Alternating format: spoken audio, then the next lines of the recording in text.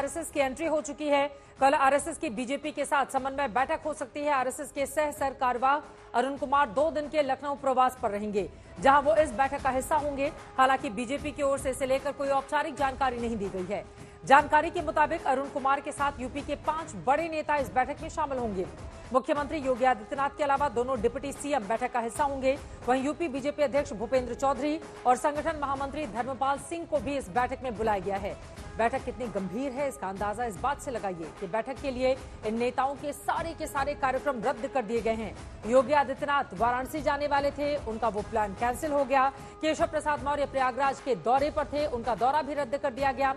सवाल यह है बैठक में क्या होगा, मौजूदा हालात को लेकर क्या चर्चा की जाएगी विस्तार से, उपचुनाव पर भी चर्चा होगी, बातचीत होगी। वहीं संगठन में नाराजगी का मुद्दा भी अहम हो सकता है।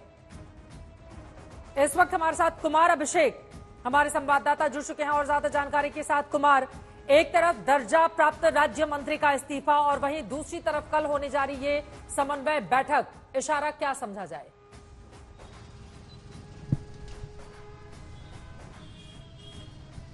कुमार अभिषेक, मेरी आवाज आ रही है क्या आपको? एक बार अपना सवाल दोहरा सकती हैं? अभिषेक, बड़ा सवाल यह है, दर्जा प्राप्त राज्य मंत्री की ओर से इस्तीफा दे दिया गया। वो अधिकारियों पर आरोप लगा रहे हैं कि अधिकारी नहीं सुनते, ऐसे में उनके बने रहने का कोई मतलब नहीं है। वहीं दूसरी तरफ कल आरएसएस के बड़े चेहरे के साथ ये जो बीजेपी नेताओं की समन्वय बैठक होने वाली है, एजेंडा क्या रहने वाला है, संकेत संदेश इसके क्या हैं? बिल्कुल चित्रा, देखिए ये पहला ऐसा इस्तीफा है जो किसी पार्टी के पदाधिकारी का किसी पद पर बने रहते हुआ है। सोनम किन्नर यहाँ पर जो किन्नर बोर्ड है उसके अध्यक्ष हैं और उन्होंने इस्तीफा दे दिया है, ये कहते हुए कि अधिकारी उनकी सुन नहीं रहे, वो काम नहीं करा पा रही। लेकिन इन सब के बीच कल जिस बात की आपने चर्चा की कि आरएसएस की एक समन्वय बैठक है, जी हाँ बिल्कुल, अरुण कुमार है जो कि सह कार्यवाह हैं और वो कल शाम को बैठक लेंगे। चर्चा यह है कि सभी दोनों उप मुख्यमंत्री, मुख्यमंत्री, इसके अलावा प्रदेश अध्यक्ष और संगठन महामंत्री, इन चारों की समन्वय बैठक होगी और उसमें किस तरीके से उत्तर प्रदेश में ये जो कलह मची है, इस कलह को रोका जाए, इस पर ही पूरी निगाह होगी। और मुझे लगता है कि शायद आरएसएस अपनी तरफ से ये कोशिश करेगा कि किसी भी तरीके से इस मामले को हल किया जाए और जो खाई है दोनों के बीच में वो ना बढ़े। अब ये जो खाई है वो नहीं बढ़ेगी, समन्वय बैठक के जरिए समन्वय क्या कर दिया जाएगा, ये बड़ा सवाल बना हुआ है। इन सब के बीच अखिलेश यादव और केशव प्रसाद मौर्य के बीच में भी लगातार तू मैं जारी है ट्विटर पर। कुमार अभिषेक, कभी ऑफर देते हैं तो कभी सवाल उठा देते हैं अखिलेश यादव।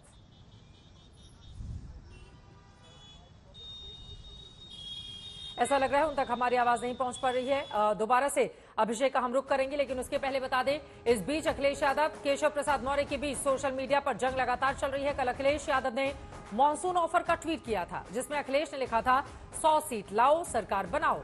अखिलेश के इस ट्वीट को केशव प्रसाद मौर्य से जोड़ा गया, जिसके जवाब में आज मौर्य का ट्वीट आया, जिसमें लिखा हुआ है, मॉनसून ऑफर को 2027 में 47 पर जनता और कार्यकर्ता फिर समेटेंगे। एक डूबता जहाज और समाप्त होने वाला दल, जिसका वर्तमान और भविष्य खतरे में है, वो मुंगेरी लाल के हसीन सपने देख सकता है, परंतु पूर्ण नहीं हो सकता।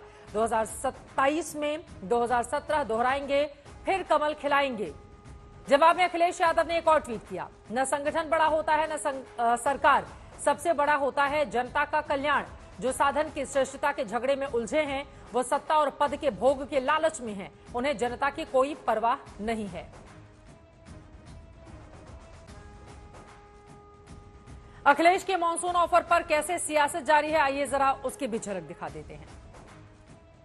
देखिए, अखिलेश जी चाहते हैं कि प्रदेश के ऊपर से सांप्रदायिक शक्तियां खत्म होनी चाहिए और सबके साथ इंसाफ मिले और सबको बराबर के मौके मिले।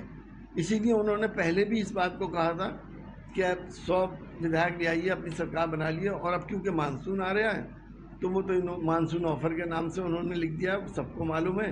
भारतीय जनता पार्टी जो भारत में लोगों के विकास के लिए और भारत राष्ट्र के लिए आगे बढ़ रही है, वो उनको कहीं ना कहीं जैसे ऐसा लगता है कुछ चंद लोगों को ये ठेकेदारी बंद कर दी ना इनकी। हम तो सबका साथ, सबका विकास और सबका प्रयास, सबके विश्वास को लेकर चल रहे हैं आगे। हमने 15 साल हो जाएंगे, अब की तीसरी बार सरकार देश में आई है। जो इलेक्शन हुए हैं और फिर अभी जो इलेक्शन हुए हैं 13 सीटों पर, उससे जनता की ऑफर है, जनता द्वारा, और वो तो एक जनता के लीडर, तो एक जनता के, अखिलेश जी तो एक जनता को रिप्रेजेंट कर रहे हैं, तो ये जनता की ऑफर है। नहीं, मैं तो कह रहा हूँ योगी जी सीएम रहेंगे या उनको हटाने की कोशिश हो रही है? वो एक जनता की ऑफर जनता के लिए है कि जनता जिसको चाहे जब चाहे वो ताज पहनाती है, जब चाहे ताज उतार लेती है। अगर उनको लगता है कि इस तरह की फुटकर हार से उनके और उस पर हाहाकार से उनके सपनों की सल्तनत का सपना साकार होगा, तो वो गलतफहमी है उनको। दूसरी चीज ये कि कोई इस तरह के उतार चढ़ाव भारतीय जनता पार्टी ने बहुत बार देखे हैं। कुमार अभिषेक हमारे संवाददाता लगातार हमारे साथ बने हुए हैं। कुमार, अब यहां पर अखिलेश यादव और केशव प्रसाद मौर्य के ट्वीट वॉर को देखा जाए, कोई किसी से कम नहीं दिखना चाहता। अब अखिलेश यादव एक बार ट्वीट करते हैं मॉनसून ऑफर लेकर, तो दूसरी तरफ उनकी ओर से कह दिया जाता है मुंगेरी लाल के हसीन सपने जो पूरे नहीं होंगे। बिल्कुल चित्रा, उसमें एक और ट्वीट है उनका जिसमें वो कहते हैं कि सरकार और संगठन कोई बड़ा नहीं होता, बड़ा होता है जन कल्याण। तो निश्चित तौर पर आप देखेंगी तो अखिलेश यादव लगातार केशव मौर्य पर हमलावर हैं और केशव मौर्य अखिलेश यादव को पर हमले बोल रहे हैं। इधर 2-3 दिनों का ये जो डेवलपमेंट है, जिसमें पहले केशव मौर्य और मुख्यमंत्री योगी आदित्यनाथ के बीच एक जंग सी दिखाई दी थी, लेकिन अब वो शिफ्ट होता हुआ दिख रहा है। केशव मौर्य ने अपनी दिशा बदली और उन्होंने अब सीधे सीधे अखिलेश यादव को टारगेट करना शुरू किया। तो अब अखिलेश यादव भी उस पर जवाब देते हुए दिखाई दे रहे हैं। पहले अखिलेश यादव ने मौज ली थी और लगातार वो केशव मौर्य के खिलाफ कुछ भी होता है तो जरूर ट्वीट करते हैं। तो इस वक्त की जो स्थिति है वो बिल्कुल साफ दिखाई दे रही है, क्योंकि जिस तरीके से उन्होंने पहले मॉनसून ऑफर दिया, कहीं ना कहीं अखिलेश यादव बीजेपी खेमे में एक हड़कंप मचा के रखना चाहते हैं। हाँ। देखिए 2022 में 111 तक उनके विधायक पहुंचे और 2024 में उन्होंने बीजेपी को पछाड़ दिया पार्लियामेंट के चुनाव में। 2027 के पहले बीजेपी के भीतर वो कहते हैं ना, fishing in the trouble water, एक उस तरीके का मुहावरा फिट होता हुआ दिख रहा है। और अखिलेश यादव शांत बैठे नहीं देखना चाहते हैं बीजेपी को और उसके भीतर हड़कंप मचा के रखना चाहते हैं। तो यही वजह है कि ये ट्विटर वॉर, ये एक्स पर तमाम चीजें इस वक्त आपको लगातार दिखाई दे रही है अखिलेश यादव का, और इसी वजह से लगातार एक के बाद एक लगातार भारतीय जनता पार्टी पर वो ट्वीट वॉर छेड़े हुए हैं।